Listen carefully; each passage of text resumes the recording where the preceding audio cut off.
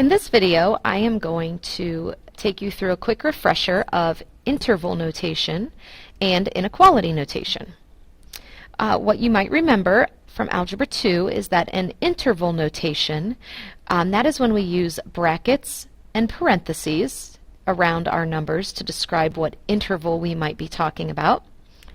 Inequality notation, you've actually been using since your elementary school days. You might remember your teacher talking about this as the alligator mouth, and the big side, the open mouth is going towards the bigger number because the alligator likes to eat more, etc., etc. But you've got your greater than symbol, your greater than or equal to symbol, your less than symbol, and your less than or equal to symbol. Now, one of the key things to remember about going back and forth between the two is when you're using brackets versus parentheses is very similar to when you put an equal to line underneath your inequality symbol or not. So when you are including your number, let me get that guy back real quick. When you want to include the number that you're talking about, we say it could be greater than or equal to something. Or less than or equal to something. And that is when, in interval notation, you use the brackets. So the brackets mean including the numbers that are on the ends here, just like using the equal to does. When you don't want to necessarily include the number you're talking about, that's when we would just use greater than, just use less than, and that's when we use the parentheses. So that is how those two ideas line up. Let's go ahead and look at a couple examples, and we'll talk about how to write each of them in interval notation and inequality notation as well. So this first example wants us to write all numbers that are bigger than 4. So I'm going to go ahead and use inequality notation first. That bigger makes me think I'm going to need to use my greater than symbol. All numbers, we represent that typically with an x. You obviously could use any variable that you want. I'm going to use x just for something standard here. So we want x, all numbers, to be bigger, greater than the number 4. And how we write that in interval notation is we want to describe the interval of numbers that we're talking about here. So what interval of numbers are we talking about? Well, we're talking about from the number 4 forever and going up forever. Well, that forever tells us we need to talk about infinity. So our interval of numbers is from 4, comma, which is representing our 2, and then infinity. So interval notation, you have a smaller number and then a bigger number. Infinity can kind of count as a number in this scenario, and then we need to put either brackets or parentheses or one of each around these. We did not want to include the 4, so we put a parenthesis. You never can include infinity. Infinity is not something that you can actually put a bound on, so we're going to always use parentheses on all of our infinities. So that's important to note as well. So we're in between 4 and infinity, and so this is how that looks. This next idea, we have numbers in between -3 and 10. So interval notation a lot of times is really easy to go to in a scenario like this. Because as we just talked about, we need a smaller number and a bigger number, and that's given here. We know that we're in between -3 and 10. This said nothing about including the -3 or 10, so this will also be one that has parentheses. Writing this in inequality notation is sometimes tricky for students. So let's see if we can make sense of this. Are all numbers we talked about earlier, that's like our x, that's our unknown, it could be representing any number in between these two. So I am going to put my x, my all numbers, in between my smaller number and my bigger number. So notice my all numbers are in between the two outlying numbers that we're talking about. Now we need to use some inequality symbols. Well, how do we want x, all of our numbers, to compare to -3? Well, if we're in between negative 3 and 10, all of our numbers have to be bigger than negative 3. So I want my x's to be greater than that negative 3. How do I want all my numbers to compare to the 10? Well, all of the numbers that we're talking about, since they're in between negative 3 and 10, they need to be smaller than 10. So my numbers, my x's, they need to be less than 10. So your x's are greater than negative 3, and they're less than 10 all at the same time. When you use this, this is called a compound inequality. And a lot of times these we call these our AND scenarios. What that means is these two things are happening at the same time. We're being bigger than 3 and less than 10 at the same time.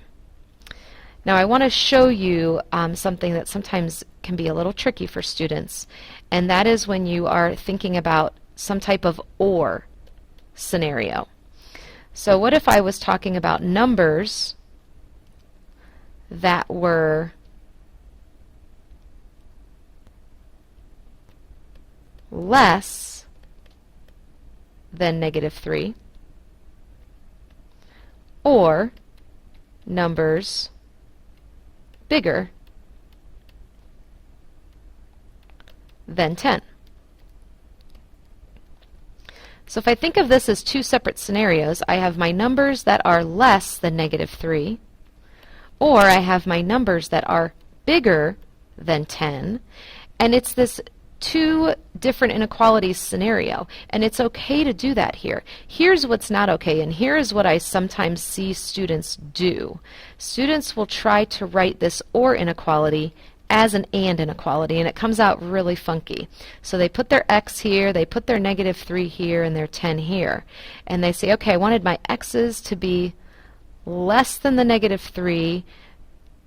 I wanted my x's, but they also could have been greater than 10, and they write it like this. See, the problem is this is an AND setup. This is an AND scenario, and what you're saying right now is that your x's are less than negative 3 and bigger than 10 at the same time. When you write a compound inequality like this, these two things have to be able to happen cohesively and together, and that's impossible. Can you think of a number less than negative 3 and greater than 10? I'm hoping that the answer to that is no. So no, we can't find a number in there, so we have to separate those two inequalities separately. So be really careful if it's an OR scenario versus an AND scenario, which can be written all together. And then the last thing I want to look at is how we can take a number line description of an inequality and create the inequality out of it or the interval notation out of it. The one thing I want to note here that's a little different in pre-calc than it has been in your previous math classes is now that we know this interval notation, we don't use the open dots and solid dots anymore on our numbers. You're going to see them use the parenthesis and bracket in our book just to kind of incorporate that interval notation. So just wanted you to be made aware of that. So here it looks like we're covering the number line below the 2. So in inequality notation, this is all numbers, or all x's, that are less than 2. Since it was a parenthesis, which means like an open dot, we're not including the 2 as part of our solution. In interval notation, we need two numbers to describe this interval, the smaller number and the bigger number. Our smaller number, since we're going to the left forever, is a negative infinity, and our bigger number obviously is the 2. Remember, we never can include or put a bracket on an infinity, and the 2, again, we did not want to include. So that is what that looks like in inequality and interval notation. I will say that sometimes I have students want to make this into an AND or a compound inequality. It can be done. It looks a little weird and you won't see it very often. I think you see this much more commonly in math textbooks and anywhere you're using it than anything else, but I do want to show you how some students sometimes write this into a compound inequality. They use that your x's are in between negative infinity and 2. And you get that idea from interval notation. But the inequalities on this, again, we want x to be bigger than negative infinity, because it's bigger than this forever to the left. But we want the x's to be smaller than 2. So you can see that you can create a compound and inequality from this. It's not necessary. Don't think you have to. I'm perfectly fine and probably almost prefer this idea. All right, and this last one down here, this is a compound inequality.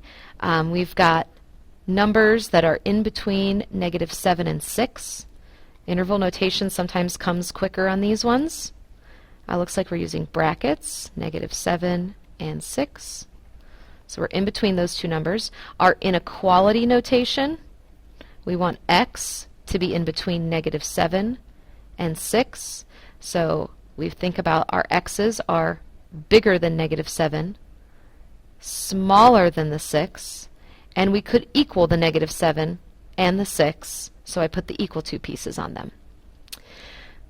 Just for a side note, it is possible to mix brackets and parentheses in the same problem. For example, I could have put a parenthesis just on the -7 and included the 6.